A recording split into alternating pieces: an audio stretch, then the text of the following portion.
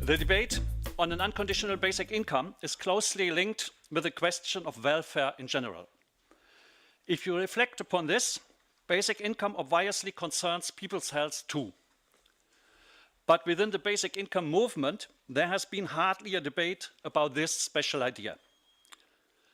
Even less attention has been paid to the connection between basic income and degrowth.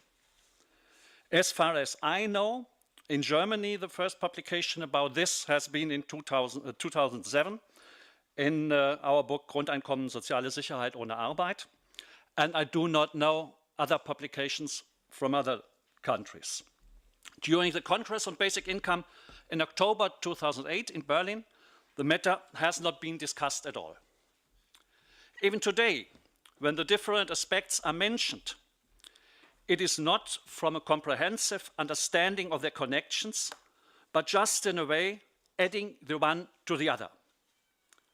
One might demand for unconditional basic income and for degrowth too. Sometimes it's pointed out that there are links between the two aspects.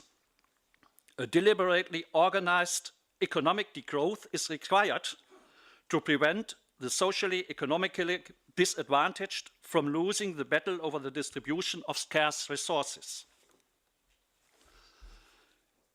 In this sense, the unconditional basic income represents the basis to have the necessary debate in a fearless manner.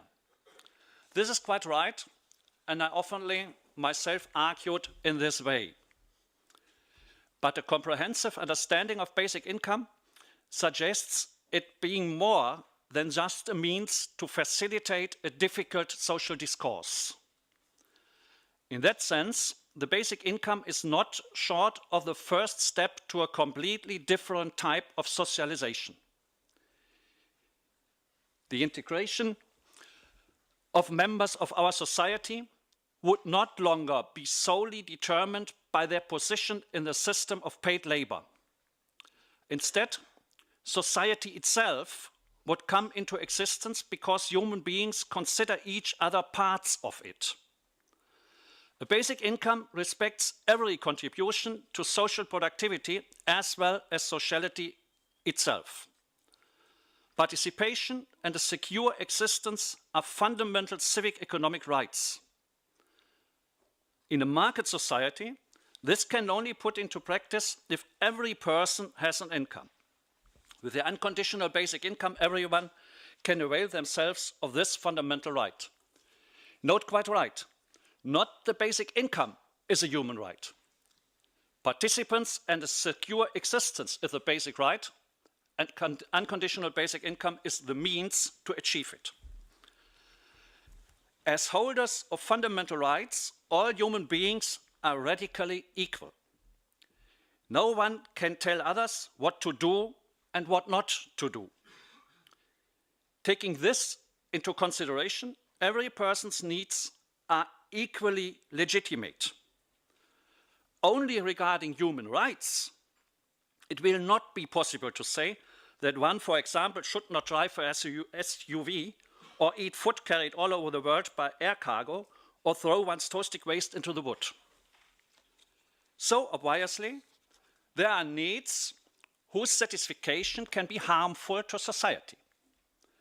Despite of the formal equality of everyone's needs, society-wide debates and agreements will be necessary to determine specifically which actions should be encouraged or penalized or allowed or avoided. But the aforementioned is not only about sanctioning socially or ecologically harmful behavior. If an unconditional basic income is understood as a global social right, it means in consequence that practices in order to assume said right are legitimate and welcome. It is frequently common for those that possess rights to often fail to exercise them. So it has to be legitimate to assume it in this case. This is only imaginable if these rights, fundamental to overcome the misery, are society-wide debated and politically fought for. On human rights grounds, unconditional social security and participation of every human being has not only to be guaranteed in principle, but also in practice. From this, it follows that a society-wide debate about the goods and services that are required to ensure a good life for all is inevitable. Today, there is sufficient wealth in the world, not just monetary, but also in terms of goods, services, and knowledge, to allow a good life for all human beings. Despite of the fact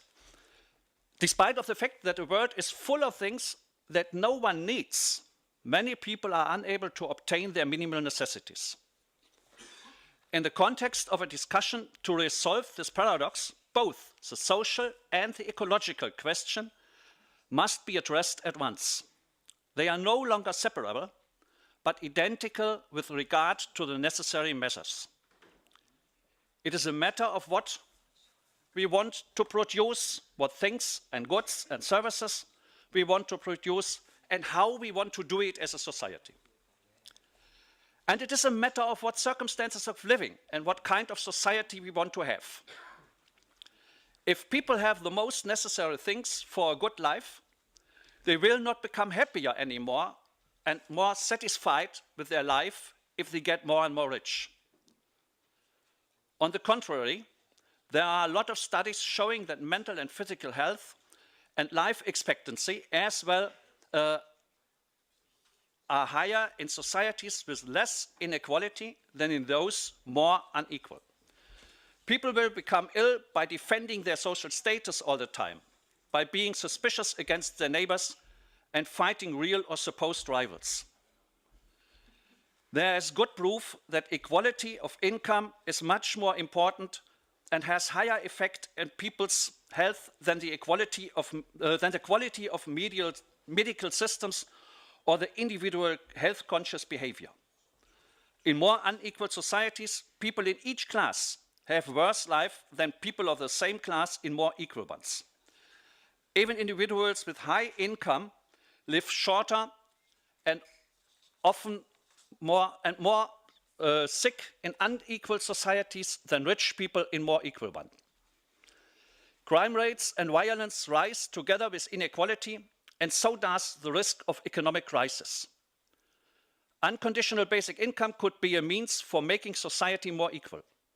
If the majority in a society really wants so, it will not be very difficult to realize it, and there are very strong human rights-based reasons to do so. Though all those effects are very well known, most decision makers do not care about. Organizations like the British Equality Trust try since a lot of years to convince politicians in several countries to establish more equality, but it seems nobody listens.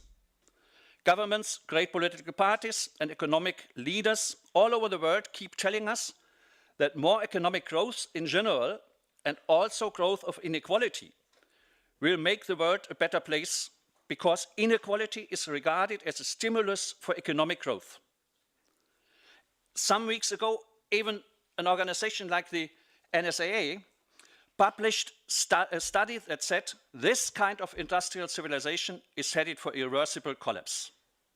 Thus, again, the relevance of the associated struggles becomes virulent. The social clashes represent the ground for a change of awareness. On human rights grounds, it is unjustifiable to a priori qualify the needs of others as wrong.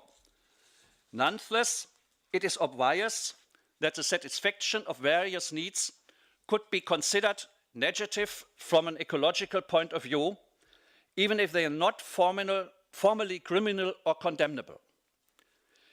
It would not only be dubious from the human rights perspective if I or someone else put ourselves forward and said, hey folks, we know what is ecologically sound and what is harmful, so everybody listen to us.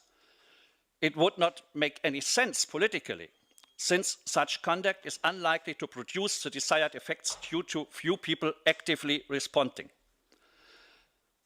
Things, however, are quite different when it comes to common political practice. There are enough struggles worldwide in which the ecological question has become as significant as ever. Complete industries such as nuclear and genetic engineering have been confronted as being useless and unwanted. Senseless and superfluous traffic, as much as large-scale projects, have also been criticized. A lot of people insist against ruling politics upon the right for a good life. In several European countries, people do not longer accept the crisis management of the European Union and their troika. It will be important for the basic income movement to think those struggles as a unity and bring them together. If people get involved in these struggles, it changes their minds. No one can be actively involved in such conflicts in the long run without questioning themselves about what these erroneous social developments might have to do with their own behavior. But then it's not me any longer who demands them to do something, but instead it is them who undergo a process together with me. Sustainable economy and a just society are no longer the idea of somebody else, but people themselves are asking for them. Within these conflicts, the question is always present: if I do not want this, what do I want instead? Here again, social and ecological aspects are closely intertwined. Thus, from the unconditional basic income, radically derived from human rights, emerges an independent socio-political awareness for the necessity of economic degrowth. And this will be very helpful for the health of society and individuals as well. Thank you. Okay, thank you very much.